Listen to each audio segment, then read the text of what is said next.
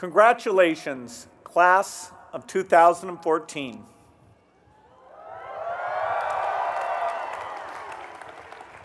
Melinda and I are excited to be here. It would be a thrill for anyone to be invited to speak at a Stanford commencement, but it's especially gratifying for us.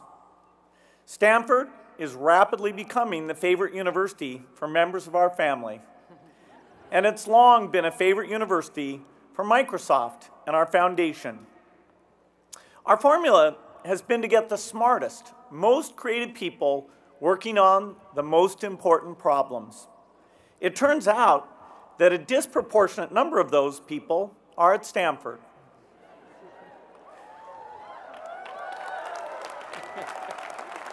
Right now, we have more than 30 foundation research projects underway here. When we want to learn more about the immune system to help cure the worst diseases, we work with Stanford. When we want to understand the changing landscape of higher education in the United States so that more low-income students get college degrees, we work with Stanford. This is where genius lives. There's a flexibility of mind here, an openness to change, an eagerness for what's new. This is where people come to discover the future and have fun doing it. Now, some people call you all nerds, and we hear that you claim that label with pride. Well, so do we.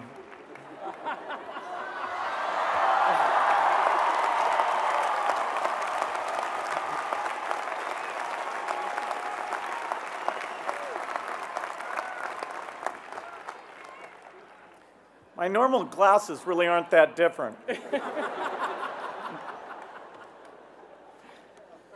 There are so many remarkable things going on here at this campus. But if Melinda and I had to put into one word what we love most about Stanford, it's the optimism. There's an infectious feeling here that innovation can solve almost every problem. That's the belief that drove me in 1975 to leave a college in the suburbs of Boston and go on an endless leave of absence. I believed that the magic of computers and software would empower people everywhere and make the world much, much better. It's been 40 years since then, and 20 years since Melinda and I were married. We're both more optimistic now than ever. But on our journey, our optimism evolved. We'd like to tell you what we learned and talk to you today about how your optimism and ours can do more for more people. When Paul Allen and I started Microsoft, we wanted to bring the power of computers and software to the people. And that was the kind of rhetoric we used. One of the pioneering books in the field had a raised fist on the cover, and it was called Computer Lib. At that time, only big businesses could buy computers. We wanted to offer the same power to regular people and democratize computing. By the 1990s, we saw how profoundly personal computers could empower people. But that success created a new dilemma. If rich kids got computers and poor kids didn't, then technology would make inequality worse. That ran counter to our core belief. Technology should benefit everyone. So we worked to close the digital divide. I made it a priority at Microsoft, and Melinda and I made it an early priority at our foundation, donating personal computers to public libraries to make sure everyone had access. The digital divide was a focus of mine in 1997 when I took my first trip to South Africa. I went there on business, so I spent most of my time in meetings in downtown Johannesburg. I stayed in the home of one of the richest families in South Africa. It had only been 3 years since the election of Nelson Mandela marked the end of apartheid. When I sat down for dinner with my hosts, they used a bell to call the butler. After dinner, the women and men separated and the men smoked cigars. I thought, good thing I read Jane Austen, or I wouldn't have known what was going on. But the next day, I went to Soweto, the poor township southwest of Johannesburg that had been a center of the anti-apartheid movement. It was a short distance from the city into the township, but the entry was sudden, jarring, and harsh. I passed into a world completely unlike the one I came from. My visit to Soweto became an early lesson in how naive I was. Microsoft was donating computers and software to a community center there, the kind of thing we did in the United States. But it became clear to me very quickly that this was not the United States. I had seen statistics on poverty, but I'd never really seen poverty. The people there lived in corrugated tin shacks with no electricity, no water, no toilets. Most people didn't wear shoes. They walked barefoot along the streets, except there were no streets, just ruts in the mud. The community center had no consistent source of power, so they rigged up an extension cord that ran 200 feet from the center to a diesel generator outside. Looking at this setup, I knew the minute the reporters left, the generator would get moved to a more urgent task, and the people who used the community center would go back to worrying about challenges that couldn't be solved by a personal computer. When I gave my prepared remarks to the press, I said, Soweto is a milestone. There are major decisions ahead about whether technology will leave the developing world behind. This is to close the gap. But as I read those words, I knew they weren't super relevant. What I didn't say was, by the way, we're not focused on the fact that 500,000 people on this continent are dying every year from malaria. But we're sure as hell going to bring you computers. Before I went to Soweto, I thought I understood the world's problems, but I was blind to many of the most important ones. I was so taken aback by what I saw that I had to ask myself, did I still believe that innovation could solve the world's toughest problems? I promised myself that before I came back to Africa, I would find out more about what keeps people poor. Over the years, Melinda and I did learn more about the pressing needs of the poor. On a later trip to South Africa, I paid a visit to a hospital for patients with MDR-TB, multi-drug-resistant tuberculosis, a disease with a cure rate of under 50%. I remember that hospital as a place of despair. It was a giant open ward with a sea of patients shuffling around in pajamas, wearing masks. There was one floor just for children, including some babies lying in bed. They had a little school for kids who were well enough to learn, but many of the children couldn't make it, and the hospital didn't seem to know whether it was worth it to keep the school open. I talked to a patient there in her early 30s. She had been a worker at a TB hospital when she came down with a cough. She went to a doctor, and he told her she had drug-resistant TB. She was later diagnosed with AIDS. She wasn't going to live much longer, but there were plenty of MDR patients waiting to take her bed when she vacated it. This was hell with the waiting list. But seeing this hell didn't reduce my optimism. It channeled it. I got into the car as I left and told the doctor we were working with, I know MDR-TB is hard to cure, but we must do something for these people. And in fact, this year, we're entering phase 3 with the new TB drug regime. For patients who respond, instead of a 50% cure rate after 18 months for $2,000, we get an 80% cure rate after 6 months for under $100.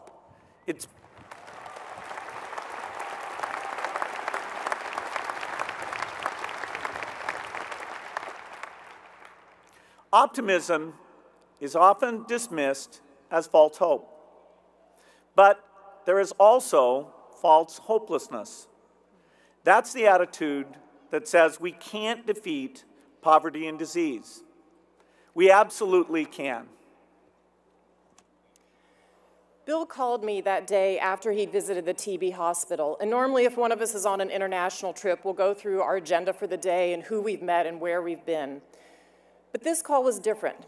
Bill said to me, "Melinda, I've been somewhere that I've never been before." And then he choked up and he couldn't go on. And he finally just said, "I'll tell you more when I get home." And I knew what he was going through. Because when you see people with so little hope, it breaks your heart. But if you want to do the most, you have to go see the worst. And I've had days like that too. About 10 years ago, I traveled with a group of friends to India. And on the last day I was there, I had a meeting with a group of prostitutes. And I expected to talk to them about the risk of AIDS that they were facing. But what they wanted to talk to me about was stigma. Many of these women had been abandoned by their husbands. That's why they even went into prostitution. They wanted to be able to feed their children. They were so low in the eyes of society that they could be raped and robbed and beaten by anyone, even the police, and nobody cared. Talking to them about their lives was so moving to me. But what I remember most was how much they wanted to be touched. They wanted to touch me and to be touched by them. It was as if physical contact somehow proved their worth. And so before I left, we linked arms, hand in hand, and did a photo together. Later that same day, I spent some time in India in a home for the dying. I walked into a large hall and I saw rows and rows of cots. And every cot was attended to except for one that was far off in the corner, and so I decided to go over there. The patient who was in this room was a woman in her 30s. And I remember her eyes. She had these huge, brown, sorrowful eyes. She was emaciated and on the verge of death. Her intestines weren't holding anything, so the workers had put a pan under her bed and cut a hole in the bottom of the bed, and everything in her was just pouring out into that pan. And I could tell that she had AIDS, both from the way she looked and the fact that she was off in this corner alone. The stigma of AIDS is vicious, especially for women, and the punishment is abandonment. When I arrived at her cot, I suddenly felt completely and totally helpless. I had absolutely nothing I could offer this woman. I knew I couldn't save her, but I didn't want her to be alone. So I knelt down with her and I put my hand out and she reached for my hand and grabbed it and she wouldn't let it go. And I didn't speak her language and I couldn't think of what I should say to her. And finally I just said to her, "It's gonna be okay. It's gonna be okay. It's not your fault." And after I'd been with her for some time, she started pointing to the rooftop. She clearly wanted to go up, and I realized that the sun was going down, and what she wanted to do was go up on the rooftop and see the sunset. So the workers in this home for the dying were very busy, and I said to them, "Can we take her up on the rooftop?" And they said, no, we have to pass out medicines. So I waited for that to happen. I asked another worker, and they said, no, we're too busy, we can't get her up there. And so finally, I just scooped this woman up in my arms. She was nothing more than skin over bones. And I took her up on the rooftop, and I found one of those plastic chairs that blows over in a light breeze. I put her there, sat her down, put a blanket over her legs, and she sat there facing to the west, watching the sunset. The workers knew, I made sure they knew that she was up there so they would bring her down later that evening after the sun went down. And then I had to leave. But she never left me. I felt completely and totally inadequate in the face of this woman's death. But sometimes it's the people that you can't help that inspire you the most. I knew that those sex workers I had met in the morning could be the woman that I carried upstairs later that evening, unless we found a way to defy the stigma that hung over their lives. Over the past 10 years, our foundation has helped sex workers build support groups so they could empower one another to speak up and demand safe sex and that their clients use condoms. Their brave efforts have helped keep HIV prevalence low among sex workers. And a lot of studies show that's the big reason why the AIDS epidemic has not exploded in India. When these sex workers gather together to help stop AIDS transmission, something unexpected and wonderful happened. The community they formed became a platform for everything. Police and others who raped and robbed them couldn't get away with it anymore. The women set up systems to encourage savings for one another, and with those savings, they were able to leave sex work. This was all done by people that society considered the lowest of the low. Optimism, for me, is not a passive expectation that things are going to get better. For me, it's a conviction and a belief that we can make things better. So no matter how much suffering we see, no matter how bad it is, we can help people if we don't lose hope and if we don't look away.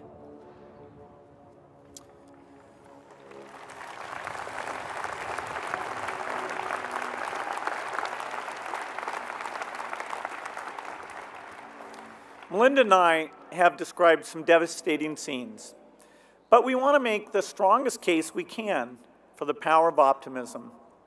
Even in dire situations, optimism fuels innovation and leads to new approaches that eliminate suffering.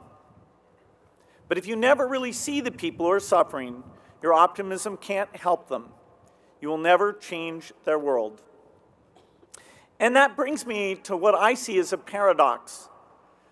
The modern world is an incredible source of innovation, and Stanford stands at the center of that, creating new companies, new schools of thought, prize-winning professors, inspired art and literature, miracle drugs, and amazing graduates. Whether you're a scientist with a new discovery or working in the trenches to understand the needs of the most marginalized, you are advancing amazing breakthroughs in what human beings can do for each other. At the same time, if you ask people across the United States, is the future going to be better than the past? Most say no. My kids will be worse off than I am. They think innovation won't make the world better for them or their children. So who's right? The people who say innovation will create new possibilities and make the world better? Or the people who see a trend toward inequality and a decline in opportunity and don't think innovation will change that? The pessimists are wrong, in my view, but they're not crazy. If innovation is purely market-driven and we don't focus on the big inequities, then we could have amazing advances and inventions that leave the world even more divided. We won't improve public schools. We won't cure malaria. We won't end poverty. We won't develop the innovations poor farmers need to grow food in a changing climate. If our optimism doesn't address the problems that affect so many of our fellow human beings, then our optimism needs more empathy. If empathy channels our optimism, we will see the poverty and the disease and the poor schools. We will answer with our innovations, and we will surprise the pessimists. Over the next generation, you Stanford graduates will lead a new wave of innovation. Which problems will you decide to solve? If your world is wide, you can create the future we all want. If your world is narrow, you may create the future the pessimists fear. I started learning in Soweto that if we're going to make our optimism matter to everyone and empower people everywhere, we have to see the lives of those most in need. If we have optimism without empathy, then it doesn't matter how much we master the secrets of science. We're not really solving problems, we're just working on puzzles. I think most of you have a broader worldview than I had at your age. You can do better at this than I did. If you put your hearts and minds to it, you can surprise the pessimists. We're eager to see it.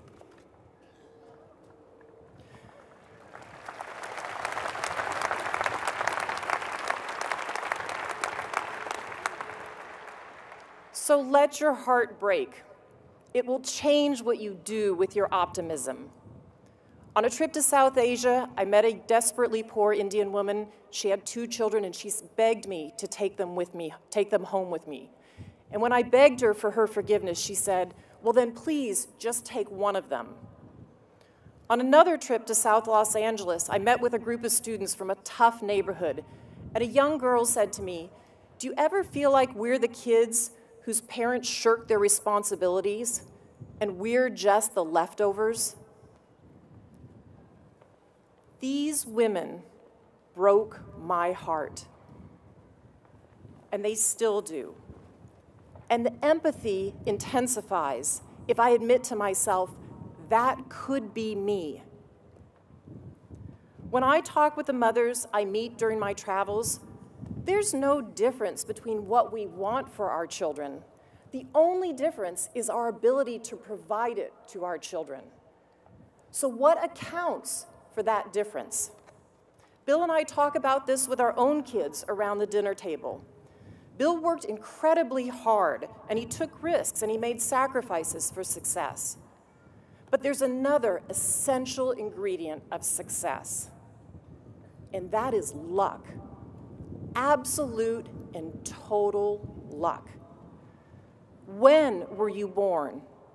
Who are your parents? Where did you grow up?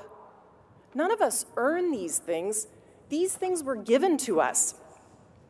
So when we strip away all of our luck and our privilege and we consider where we'd be without them, it becomes much easier to see someone who's poor and say, that could be me.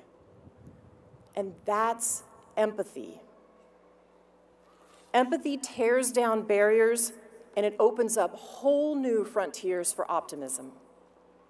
So here is our appeal to you all. As you leave Stanford, take all your genius and your optimism and your empathy and go change the world in ways that will make millions of people optimistic. You don't have to rush. You have careers to launch and debts to pay and spouses to meet and marry. That's plenty enough for right now. But in the course of your lives, perhaps without any plan on your part, you'll see suffering that's going to break your heart. And when it happens, don't turn away from it. That's the moment that change is born. Congratulations and good luck to the class of 2014.